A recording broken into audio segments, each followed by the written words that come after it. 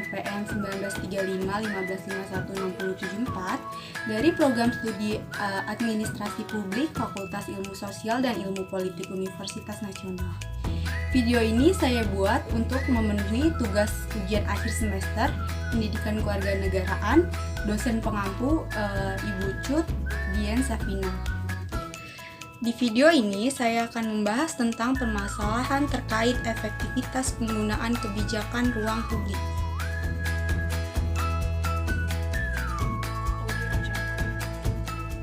Pada umumnya, ruang publik merupakan suatu ruang terbuka yang dapat mendukung kebutuhan manusia akan tempat-tempat berkumpul dan wadah untuk berinteraksi dengan manusia lainnya dalam melakukan aktivitas bersama. Menurut Rustam Hakim tahun 1987, ruang publik merupakan suatu wadah yang dapat menampung aktivitas tertentu dari masyarakatnya, baik secara individu maupun secara kelompok, di mana bentuk ruang publik ini sangat bergantung pada pola dan susunan massa.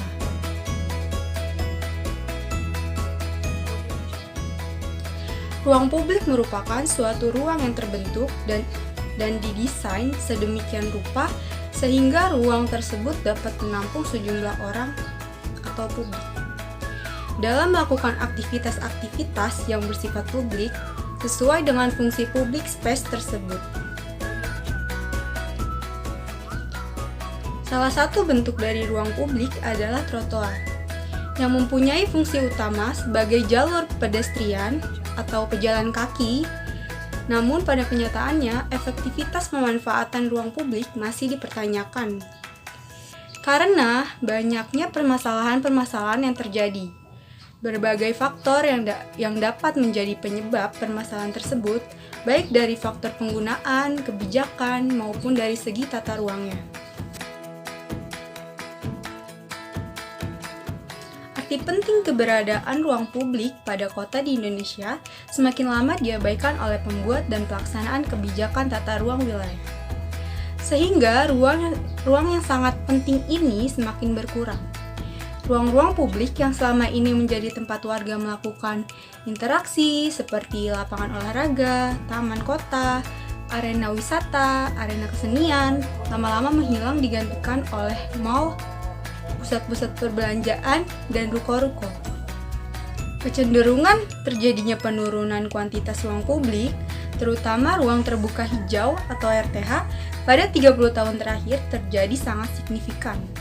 Di kota terbesar seperti Jakarta, Surabaya, Medan, dan Bandung, RTH yang ada sebagian besar telah dikonversi menjadi infrastruktur perkotaan seperti jaringan jalanan, gedung-gedung perkantoran, pusat perbelanjaan, dan kawasan permukiman baru. Di samping itu, kondisi ruang publik ini juga menghadapi masalah kualitas. Menurut William H. White, dalam tulisannya yang berjudul Why Many Public Space Fail, menyatakan bahwa ruang publik sering terlihat rapi, bersih, dan sepi atau kosong. Kondisi ini terkesan seolah-olah hendak menyatakan no people, no problem. Tetapi buat kita sebenarnya, ketika ruang publik kosong atau sepi, atau dirusak, maka ruang publik tersebut mungkin ada yang salah atau desain dan manajemennya yang salah. Banyak ruang publik yang disediakan hanya untuk enak dipandang, tapi tidak untuk disentuh apalagi digunakan oleh masyarakat.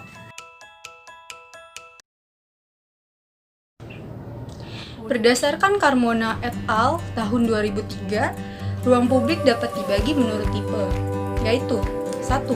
External public space.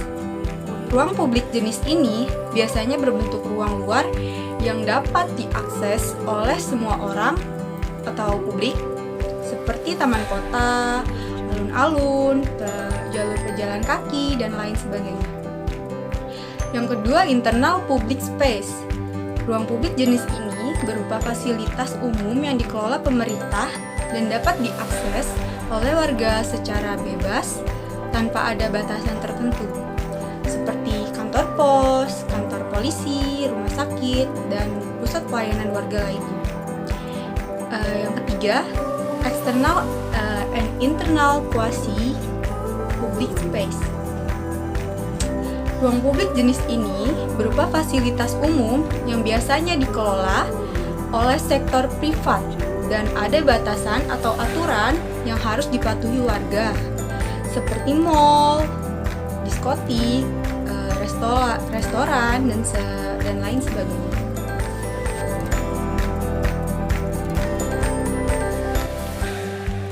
Berdasarkan fungsinya, ruang publik dapat dibedakan menjadi beberapa jenis, antara lain 1.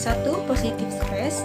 Ruang ini berupa ruang publik yang dapat dimanfaatkan untuk kegiatan-kegiatan yang sifatnya positif dan biasanya dikelola oleh pemerintah. Bentuk dari ruang ini antara lain ruang alami atau semi alami, ruang publik, dan ruang terbuka publik. Yang kedua ada negative space. Ruang ini berupa ruang publik yang tidak dapat dimanfaatkan bagi kegiatan publik secara optimal karena memiliki fungsi yang tidak sesuai dengan kenyamanan dan keamanan aktivitas sosial, serta kondisinya yang tidak dikelola dengan baik.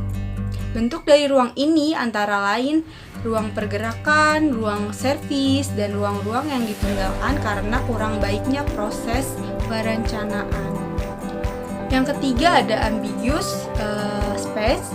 Ruang ini adalah ruang yang dipergunakan untuk aktivitas peralihan dari kegiatan utama warga yang biasanya berbentuk seperti ruang bersantai di pertokoan, kafe, rumah peribadahan, ruang rekreasi, dan lain sebagainya. Yang keempat ada private space. Ruang ini berupa ruang yang memiliki secara privat oleh warga yang biasanya berbentuk ruang terbuka privat, seperti halaman rumah dan ruang di dalam bangunan.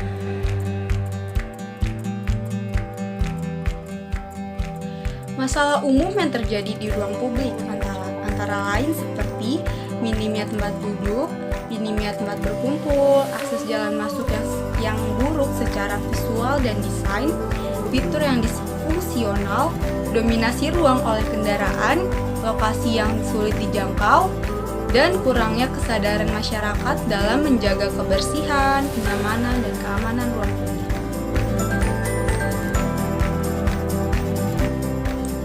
Upaya untuk meningkatkan efektivitas kebijakan penggunaan ruang publik yaitu seperti 1. Pengaturan tata ruang dan keindahan untuk ruang publik dan trotoar sehingga meningkatkan kenyamanan bagi pengguna dan mengakomodir semua pengguna termasuk lansia dan difabel. Kedua, pemeliharaan fasilitas sarana dan prasarana pada ruang publik dan trotoar.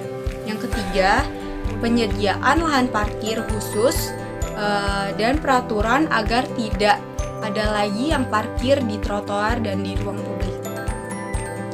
Yang keempat, penyediaan tempat atau area khusus untuk memfasilitasi pedagang kaki lima berjualan.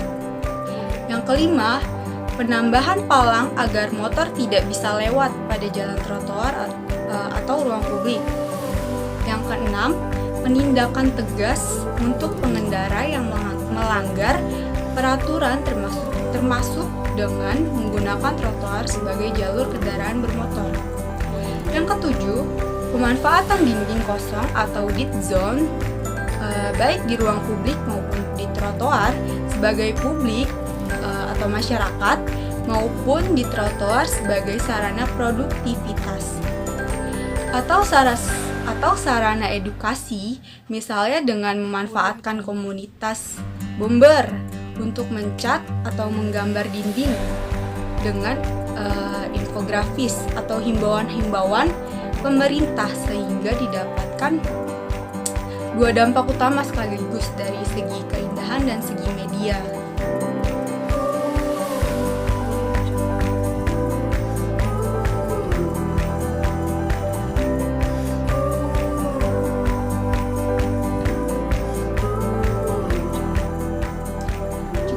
Materi yang saya jelaskan tentang kebijakan ruang publik.